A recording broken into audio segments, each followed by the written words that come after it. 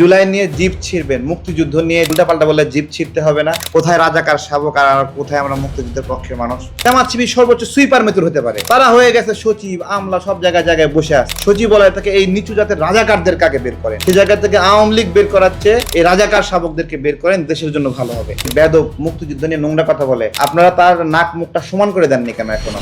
শাহরিয়ার কবির যে মুক্তিযুদ্ধ নিয়ে বেদবি করে, দেশ নিয়ে বেদবি করে, সার্বভৌমত্ব এবং স্বাধীনতা নিয়ে বেদবি করে, এই বেদবির প্রেক্ষিতে জাতীয়তাবাদী দলকে বলি যে আপনারা যদি সত্যিকার অর্থে মুক্তিযুদ্ধের লালন করতেন, মানে আপনাদের সর্বোচ্চ নেতা তিনি মুক্তিযুদ্ধের ঘোষক, কিন্তু আপনারা থাকতে এই শাহরিয়ার কবির যে বেদব মুক্তিযুদ্ধ নিয়ে নোংরা কথা বলে, আপনারা তার নাক মুখটা সমান করে দেননি কেন এখনো?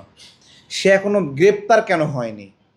মুক্তিযুদ্ধ নিয়ে বেদবি করতেছে, গ্রেপ্তার হওয়ার জন্য আরও কারণ লাগবে। একজন জাতীয়তাবাদের বন্ধু সে বলল জুলাই নিয়ে বলে জিপ ছিঁড়ে ফেলবেন। কেন ওর সাথে সাথে বলতে পারতেন না যে জুলাই এবং মুক্তিযুদ্ধ নিয়ে বললে জিপ ছিঁড়ে ফেলবেন? তাহলে জুলাই নিয়ে জিপ ছিঁড়বেন, মুক্তিযুদ্ধ নিয়ে উল্টাপাল্টা বললে জিপ ছিঁড়তে হবে না। তো মানে আসলে রাজনীতি একটা বোঝার বিষয়, অনুধাবনের বিষয়। রাজনীতি কোথা থেকে উৎসরিত হয়?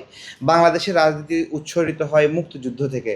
জামাত কি কম ঠেলায় পড়ে বলে যে তাহের শিশু মুক্তিযোদ্ধা, ও মুক্তিযোদ্ধা হতে চায়, ফাজলামি করার জন্য এটা বলে না। ও জানে এটা নিয়ে রাজনীতি করতে হবে, এটার পক্ষে থাকতে হবে, নিজেকে মুক্তিযুদ্ধ বানানোর ভাব করতে হবে। এই যে জামাতের আরেক নেতা বলতেছে এর বাবা শহীদ হয়েছিল, বাবা এখনো বেঁচে আছে। ও কম ঠেলায় পড়ে বলে, ও জানে নিজের মুক্তিযুদ্ধ বানানো লাগবে, না হলে দেশে রাজনীতি করতে পারবে না। রাজাকার পরিচয় নিয়ে রাজনীতি করতে পারতেছে না, তো টিকতে পারতেছে না, কুলাতে পারতেছে না।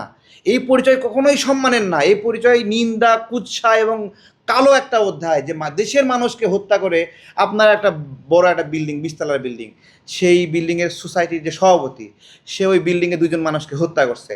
ও জীবনে ওই সোসাইটির আর সভাপতি বলে দাঁড়াতে পারবে? আমার ছোট্ট একটা এক্সাম্পল দিলাম। আপনার মসজিদের কমিটির যে সভাপতি, মসজিদে একজন মুসল্লিকে লাথি মারছে, ও জীবনে ওই মসজিদে আর সভাপতি পদে দাঁড়াতে পারবে? তাহলে এই দেশের মানুষকে যারা লাথি মারছে, দেশের নারীদেরকে ধর্ষণ করছে, দেশের মানুষকে যারা গণহত্যা করছে, তারা কিভাবে মানে রাষ্ট্রের গুরুত্বপূর্ণ পদে আসতে চায়? এটা তুলনা করেন না। একটা ঘরের সঙ্গে আপনি মুক্তিযুদ্ধকে বেশি দূরে যাওয়া লাগবে না, আপনি আপনার সমাজের সঙ্গে তুলনা করেন, একটা বিল্ডিংয়ের সঙ্গে তুলনা করেন, একটা মসজিদের সঙ্গে তুলনা করেন যে আপনি যার বিরুদ্ধে আপনি অবস্থান করতেছেন সেটা প্রত্যাশা করা যায় না। ওরা সর্বোচ্চ এই বাংলাদেশের জামাত শিবির চাকর বাকর হতে পারে, হ্যাঁ, তারা হয়ে যায় সচিব। জামাত শিবির সর্বোচ্চ সুইপার মেথর হতে পারে। তারা হয়ে গেছে সচিব, আমলা, সব জায়গায় জায়গায় বসে আছে। আমি তো ওই জন্য বলছিলাম যে সচিবালয় থেকে এই নিচু জাতের রাজাকারদের কাকে বের করেন, রাজাকার শাবকদেরকে বের করেন।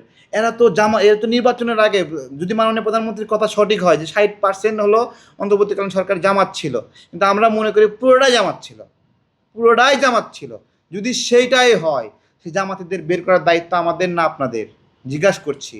এই জন্য বলছিলাম যে সচিবালয় এগুলো থেকে আওয়ামী লীগ তো চুপসে গেছে, আওয়ামী লীগ কোনো ফাংশনিং না। সেই জায়গা থেকে আওয়ামী লীগ বের করাচ্ছে, এই রাজাকার শাবকদেরকে বের করেন, দেশের জন্য ভালো হবে। তারা আমার হাত ধরে রাজনীতিতে আসছে, এনসিপির প্রত্যেকটা ছেলে মেয়ে, এবং এরা যারা গুপ্ত হয়েছিল তারা এনসিপিতে গেছে, আর যারা গুপ্ত না তারা গণ অধিকারে রয়ে গেছে, কিছু আমজনতা পার্টিতে রয়ে গেছে।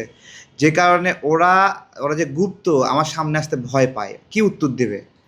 কথা বলা তো জায়গা নাই, তাই না? যেই গর্বের জায়গাটা আসে, রাজনীতি মানে শুরু করছে কই থেকে? নিজের পরিচয় দিতে পারতো না ওই সময়, সাহস করে বলতে পারতো না শিবির করে। তো এই শিবির টিবির এগুলো দিয়ে এনসিপি ভরে গেছে। তা আমাদের সামনে আসে হিম্মত আছে? কোথায় রাজাকার শাবক আর কোথায় আমরা মুক্তিযুদ্ধের পক্ষের মানুষ? পাটোয়ারি ওর বাবা জামাত করে, রাজাকার মা জামাত করে, এটাই ওদের হীনমন্যতা।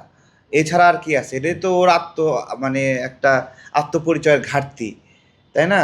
আমাদের সমাজে যারা জারজ সন্তান পরিচয় দিতে সংকোচ বোধ করে না, তেমনি আবার কিন্তু সে একটা জামাতের সন্তান, এটা তো বলা লজ্জার। এবং সে নিজেই বলে যে শিবিরে রাজনীতি করার মতো পরিস্থিতি নাই। সে বলছে না, তার মুখ দিয়ে কথা।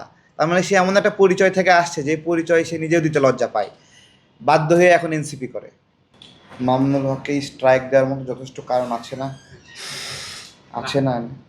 আছে নাকি বলেন? তার বক্তব্য, অ্যাটিটিউড, সব কিছু মিলে অ্যাগ্রেসিভনেস।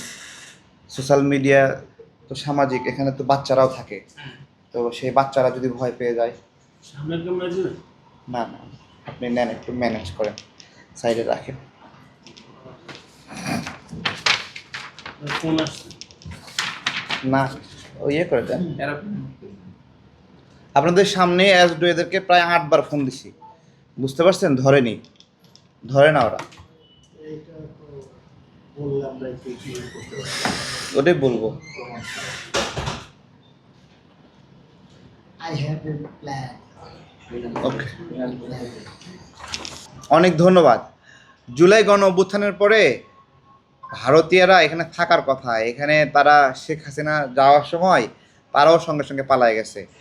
একটা এক্সাম্পল দিচ্ছি, এখানে ব্রাহ্মণবাড়ির দিকে একটা বড় কাজ হচ্ছিল, এটাতে ভারতীয় ইনভেস্টমেন্ট ছিল এবং উদ্দেশ্য যে এই রুটটাকে আমাদের কক্সবাজার চট্টগ্রাম থেকে এই বন্দর থেকে তারা এই দিক দিয়ে ব্রাহ্মণবাড়ির দিক দিয়ে ব্যবহার করবে। তো সেই বন্দরের ভারতরা যে ইনভেস্টমেন্ট করছিল তাদের ইট পাথর, তারপরে হলো যেই পিস, এগুলো তো ভারত থেকে আনছেই, এমনকি লেবারগুলো ভারত থেকে আনছিল। এবং জুলাই গণঅভ্যুত্থানের পরে একটা লেবারও বাংলাদেশে ছিল না, তারা সব এখান থেকে গাড়ি বসকা নিয়ে পালাই গেছিলো। শুধু ওখান থেকে না, যত বিভিন্ন প্রতিষ্ঠানের সিইও বিভিন্ন ধরনের ছিল, ইন্ডিয়ান ছিল এখানে, সব পালাই গেছিলো। সুতরাং এখানে তারা যে হারে বাংলাদেশ থেকে চলে গেছিলো, যেই হারে চলে গেছে, এরপরে তাদেরকে নতুন করে ধরার প্রয়োজন ছিল না, যেই রেশিওতে কমে গেছে। এখন আমাদের কাজ হলো যে ইন্ডিয়ানরা এখানে মানে শর্ট টাইম ভিসা নিয়ে এসে, যে ভ্রমণ ভিসা নিয়ে এসে এখানে চাকরি করতেছে, এটা তো কোনো এখতিয়ার নাই। ভ্রমণ ভিসা নিয়ে যদি ইন্ডিয়ানরা এখানে চাকরি করে, 1 নাম্বার সমস্যা হলো যে বাংলাদেশে যদি কেউ চাকরি করতে আসে তাকে একটা ট্যাক্স দিতে হয়, সেই ট্যাক্সটা নিতে পারে না, কারণ সে তো ব্যবসা করার জন্য আসেনি, সে তো এখানে চাকরি করার জন্য আসেনি। প্রত্যেকটা মানুষকে, বাংলাদেশি মানুষকে ইনকাম ট্যাক্স দিতে হয় না, কিন্তু ও যখন ভ্রমণ ভিসা নিয়ে এখানে 3 মাসের জায়গায় 6 মাস, 1 বছর, 2 বছর চাকরি করে, তখন কিন্তু ওকে ইনকাম ট্যাক্স দিতে হচ্ছে না। ঠিক আছে, তো এই বিষয়গুলো হলো একটা সংকটের জায়গা, যে ওদেরকে যদি কাজ করে, বাংলাদেশে অনেকরা ইন্ডিয়ান চাকরি করবে, ইন্ডিয়ান কাজ করবে, ইন্ডিয়ান যাবে, কিন্তু বাংলাদেশের ক্ষেত্রে যে কড়াকড়িটা হচ্ছে, ইন্ডিয়ানদের ক্ষেত্রে ওই একই রকম কড়াকড়ি দরকার, এবং তারা যেন ওই ভিজিট ভিসায় এসে চাকরি করতে না পারে, এটা খেয়াল রাখা দরকার।